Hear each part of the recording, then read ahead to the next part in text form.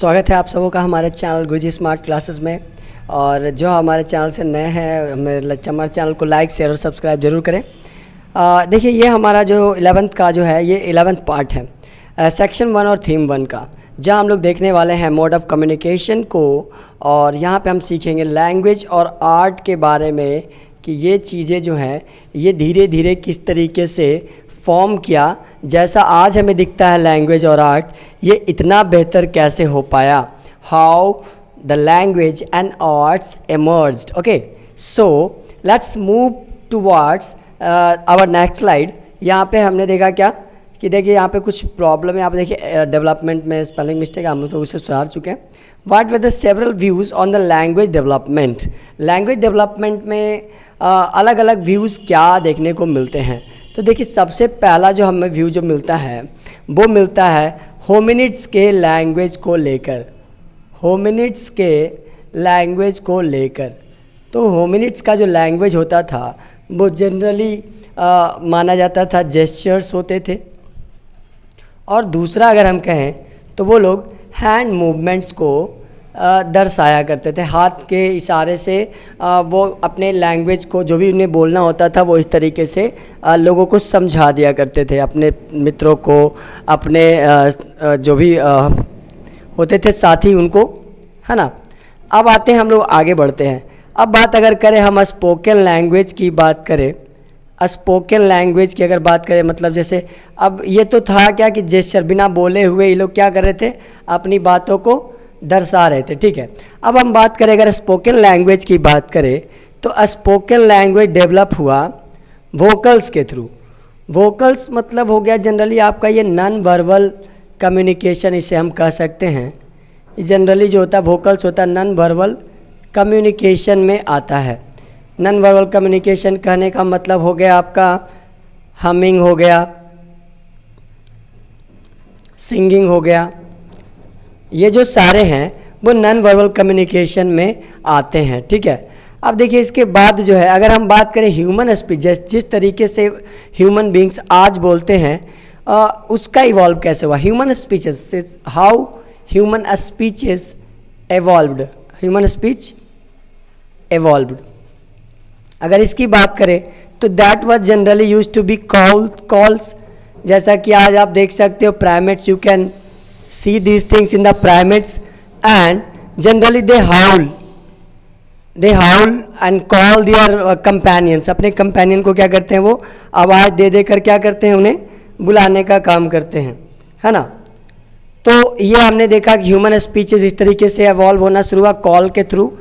और फिर अगर हम आगे की बात करें तो स्मॉल स्पीचेस का इस्तेमाल होने लगा। फिर स्मॉल स्पीचेस का इस्तेमाल ह्यूमन बींग्स करने लगे। मतलब जो थोड़े से शब्दों का इस्तेमाल, small number of speech sound का इस्तेमाल हुआ। Small number of speech sound का इस्तेमाल होने लगा, जो बाद में क्या बन गया, लैंग्वेज में बदल गया। That was developed into language. Okay, so हमने क्या देखा कि होमिनिड्स जो थे उनका जो लैंग्वेज होता था that was generally they used gestures and hand movements. Spoken language की अगर बात करें तो वोकल्स जो थे मतलब नॉन वर्बल कम्युनिकेशन, जैसे वो हमिंग और सिंगिंग का इस्तेमाल करने लगे। ये देखिए हम लोग चल रहे, पहले स्टार्ट हुआ जेस्चर और हैंड मूवमेंट से, फिर हमिंग और सिंगिंग, फिर क्या हुआ पुकारना, आवाज़ देना, आवाज़ लगाना, जैसा कि जानवर आज करते हैं। आपने देखा होगा बकरी हो गया या जो भी कुत्ता हो गया, वो ना एक आवाज़ निकालते जिससे वो अपने फादर मदर या फिर अपने साथियों को क्या करते हैं, बताते हैं, मैसेज देते हैं। तो that was generally used by the primates, now it is also, आज भी इस्तेमाल किया जाता है। और एट लास्ट जो छोटे छोटे जो बोलियाँ जो बोलने लगे इंसान के थ्रू जो निकलने लगा वो लैंग्वेज में आगे जाकर तब्दील हो गया। यहाँ पे देखिए ऊपर में मैंने आपको कुछ कुछ हैंड साइंस दिखाया कि किस तरीके से आज भी इसका इस्तेमाल होता है। जो लोग नहीं बोल पाते हैं वो जनरली इनका इस्तेमाल करते हैं। Okay, so let's move to the next part, जहाँ पर हमें हमारे सामने प्रश्न है, when did spoken language emerged. Spoken language कब एमर्ज हुआ and what were the suggestions given by the scientist. What were the suggestion given by the, तो सबसे पहला जो सवाल है उसका जवाब देखिए, 2 million years ago the language emerged around 2 million years ago, ऐसा माना जाता है। तो चलिए यहाँ पे 3 सजेशंस और दिए गए हैं। देयर वर 3 सजेशंस जो बताता है कि साइंटिस्टों ने क्या बताया। तो देखिए सबसे पहला सजेशन जो है वो आता है होमो हिबिलिस के बारे में। होमो हिबिलिस के बारे में कहते हैं इसके ब्रेन में सर्टेन फीचर्स थे, सर्टेन फीचर्स जो इसके ब्रेन में थे, इसके कारण से क्या हो पाया, ये जो है कुछ कुछ फीचर्स रहने के कारण ये लोग जो थे बोल पाते थे। Certain features in their brain enabled them to speak। इनके दिमाग की कुछ ऐसी बनावट थी, उनके ब्रेन में कुछ ऐसे फीचर थे, there were certain special features that enabled homo habilis to speak. This was the first suggestion given by the scientist. And now we are moving towards the next one, that is the evolution of vocal tract. Evolution of vocal tracts. Evolution of vocal tract means that was around 200,000 years ago। ऐसा माना जाता है कि evolution जो था vocal tract का around 200,000 years पहले हुआ, and it was generally associated with modern humans. It means the modern humans used to use the vocal tracts around 200,000 years ago. Now let's move towards the third suggestion, that was the language developed around same time. Language and art developed around, and art, I have left that art, so let's write it first. Language and art developed around same period of time। Same time कह सकते हैं, एक ही समय में। Okay, and you can also see that the development of spoken language bar related to the spoken language का जो development जो था, that depend upon art. Art and language both were closely connected। Art and language was closely connected, okay, and we can also say that art and language was medium of communication, media to communicate, okay। So what I have learned here, what are the 3 suggestions that has been given here? The first suggestion, Homo habilis का brain जो था वो it has aligned with certain features that enabled them to speak। The second thing, evolution of the vocal tracts was developed around 200,000 years ago, and it was associated with the modern humans। Now in the next point we can say that language and art developed around the same time। A spoken language was developed as an art develops, both developed at the same time, okay। Now we can also say that art and language was media to communicate। When we want to communicate to each other, we needed art or either any sort of language। So let's move toward the next point, that is the cave painting of Altamira। Altamira was a cave site in, it's a cave site in Spain, where it is in Spain, okay। The painting on the ceiling of the cave were first brought to the attention of Marcelino, look at this name, Marcelino Sanz de Sautuola। This is a very big name, and he was a landowner। He was locally situated, local landowner, and also an amateur। एक शौकिया, ये क्या था, एक archaeologist था। ये शौक से क्या करता था, आर्कियोलॉजिस्ट का काम करता था। तो ये अपनी बेटी के साथ, समझिए अच्छे से, he was with his daughter Maria, Maria was the daughter of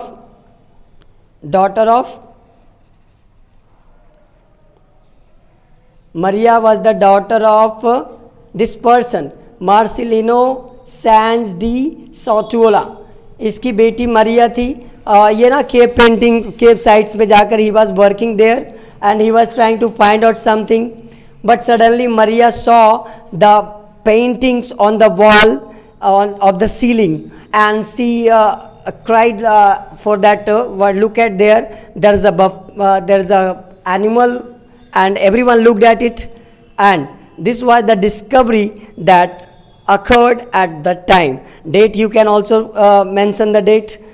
That was November 1879. At this time, this was the year when this painting of Altamira was discovered. Maria was playing in the cavern here and there, running around. She noticed the painting on the ceiling, and it was not a paste. Sorry, it was not a paint. It was a paste. Paste बहुत ही ancient paste था ये. धीरे धीरे क्या हुआ, इसने क्या किया फिर, he published a booklet where he mentioned his discovery. अपने डिस्कवरी को इन्होंने मेंशन करके क्या किया, एक बुकलेट को इन्होंने छापा इन्होंने, ठीक है. And it took 2 decades to acknowledge many a times their discoveries. This person's discovery was rejected by archaeologists on the ground that these were ancient, these were not prehistoric. उनको जो है अभी तक जो इनका डिस्कवरी था उसको जो आर्कियोलॉजिस्ट थे वो ये मानते रहे कि वो एंशियंट हैं, ना कि प्री हिस्टोरिक है. लेकिन फिर बाद में क्या हुआ, सब ने इसको रिकॉग्नाइज किया और अल्टामीरा जो है आज वर्ल्ड हेरिटेज साइट में काउंट किया जाता है और इसे देखने के लिए दुनिया भर से लोग आते हैं. तो सबसे पहली बात, ये केप साइट कहाँ था, स्पेन में था. इसे डिस्कवर किया था मार्सिलिनो सैंज डी सॉटोला ने, और इनकी जो बेटी थी मरिया, दोनों ने मिलकर के इसे किया था. सबसे पहले तो पेंटिंग पर नज़र बच्ची की ही पड़ी थी. Who was he was a local land owner and amateur archaeologist. ये शौकिया क्या थे, शौकिया एक आर्कियोलॉजिस्ट थे, ओके. और नवंबर 1879 में इस डिस्कवरी को किया गया था. When it was closely observed, they saw that it was not a paint, it was a paste, and he published about it in a booklet, and he became famous. But many a times his discoveries were rejected by the other archaeologists, okay. But after some time it was recognized. So let's move to the next part, that is from where did we get the evidence. So look at here. First of all, in the painting what we have got, hundreds and hundreds of animals we have got. Hundreds and hundreds of animals we could find on the walls of the caves. So now we are discussing about the sites. The first site, Lascaux and चौवेट. ये दो जो caves जो आपको जिसका नाम अभी अभी हम लोग यहाँ पे लिख रहे हैं, ये दोनों केव्स जो हैं वो कहाँ थे, ये फ्रांस में. ये कहाँ है, ये फ्रांस में.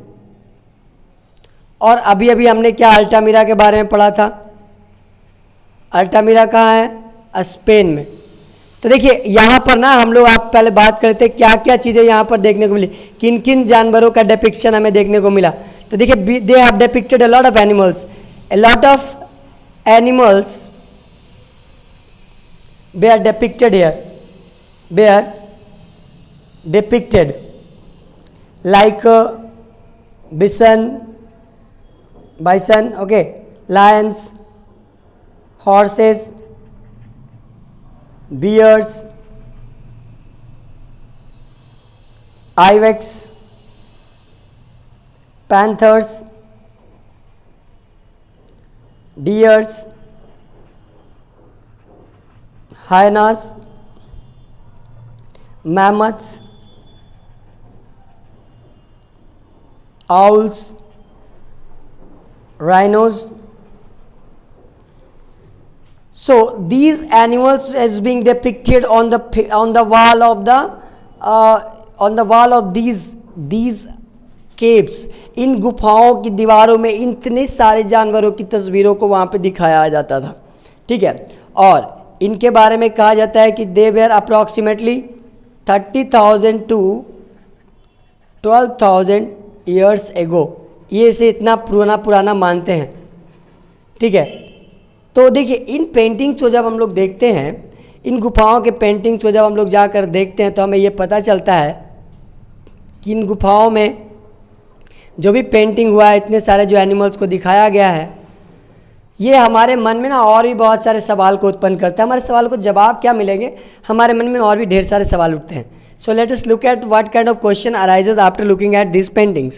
So the first question arises, why do some areas of caves have been painted, not others?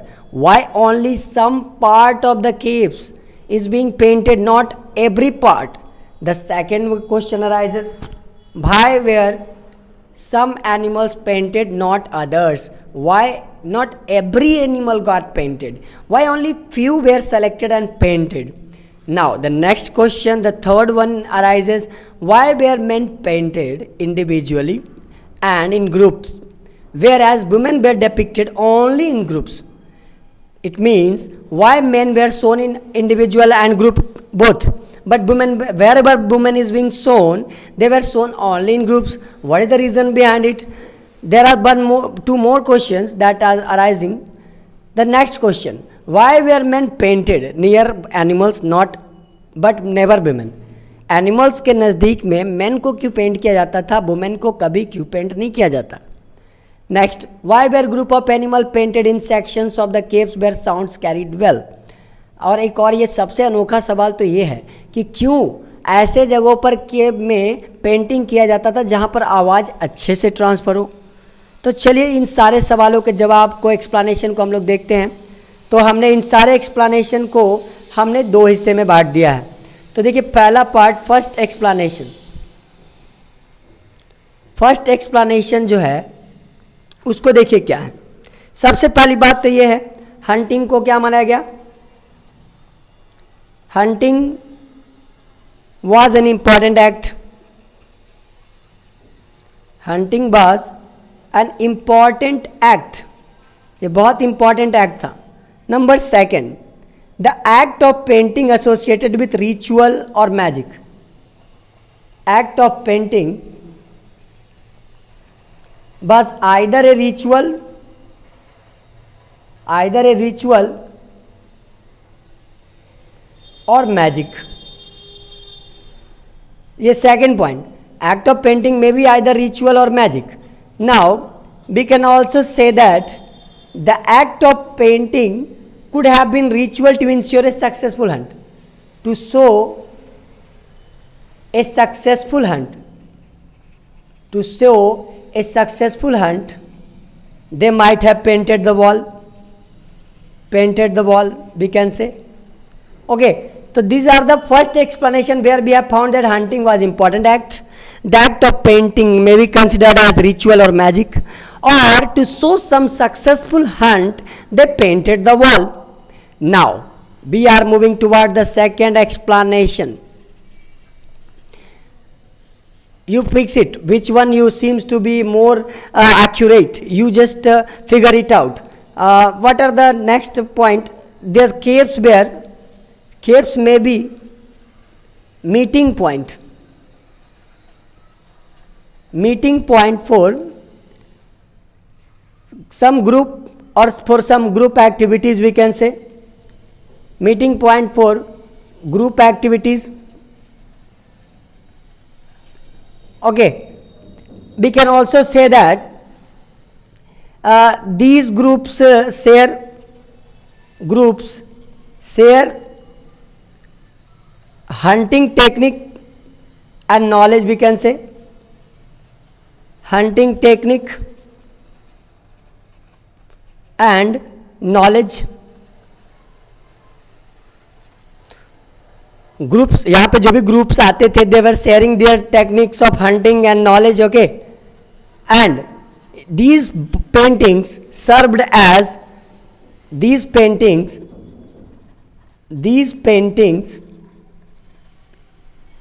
served as a media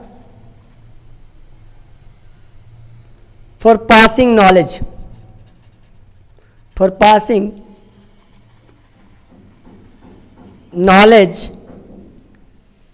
from one generation to the next, from one generation to the next. So here we have seen that there may be some first explanation shows that hunting was an important act. This act of painting associated with maybe ritual or magic. The act of painting could have been a ritual to ensure a successful hunt. To show a successful hunt, they painted the wall of the caves. This was the first explanation, and the second explanation goes with the caves, maybe the meeting point for group activities. Groups share their hunting techniques and knowledge with each other, and these paintings or engravings served as a media for passing knowledge from one generation to the next. So this was the this slide over, and next slide देखते हैं क्या वहाँ पे basis of our explanation. What was the basis of our explanation? तो हमारा explanation का basis क्या है? Archaeological evidences. Whatever archaeological evidences we have got, we explained everything on the basis of these evidences. So this part is over. जो भी हमारे channel को अब तक सब्सक्राइब अगर नहीं किया हो तो इसे शेयर ज़रूर करें, सब्सक्राइब करें और हमारे चैनल को ज़रूरतमंदों तक पहुंचाएं ताकि वो आसानी से फ्री में एजुकेट कर सके खुद को। अगले पार्ट में मिलते हैं, तब तक के लिए धन्यवाद।